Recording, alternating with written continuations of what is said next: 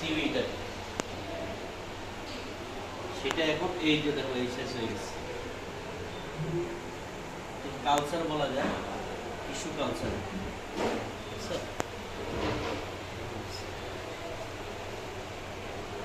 আর 15 দিন পরে মনে করো আমরা এটা হারভেস্টে দেবো। এটা আবার স্পোর কালচার, এটা স্পোরের মতো দেখছো? জি জি, এটা স্পোরের মাধ্যমে কালচার হয়। এই যে দেখো এটা স্পোরের মাধ্যমে কালচার। আর এটা হলো আরেকটা প্রজাতি আর কি, এটাও গ্রিন এলজি, কিন্তু এটার প্রজাতিটা ভিন্ন।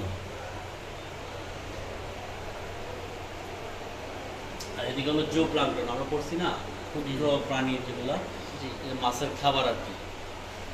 রোটিফেরা আছে, আর্টিমিয়া আছে, নেনোস্ক্রপ আছে, এই জো প্লাঙ্কটনগুলো আছে।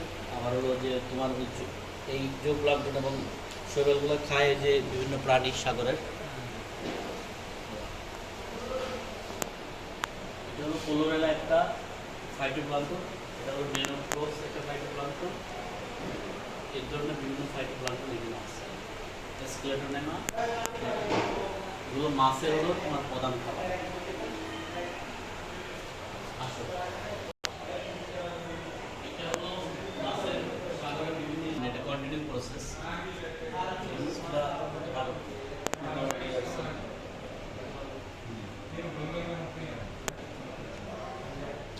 সব মৃত। হ্যাঁ, এগুলো হলো তোমার সাইন্টিফিক নেম থাকবে, রিসার্চ থাকবে, সব কিছু থাকবে।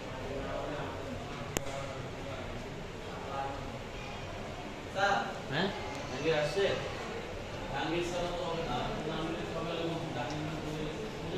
সুন্দর আছে তো। আর দায়িত্ব উনি হচ্ছে ইয়াতে রিচার্জের জন্য এটা মানে পুরোটা বিকাল টাইমে বসে আর কি, বিকাল টাইমে মাঝে মাঝে সকালেও বসে।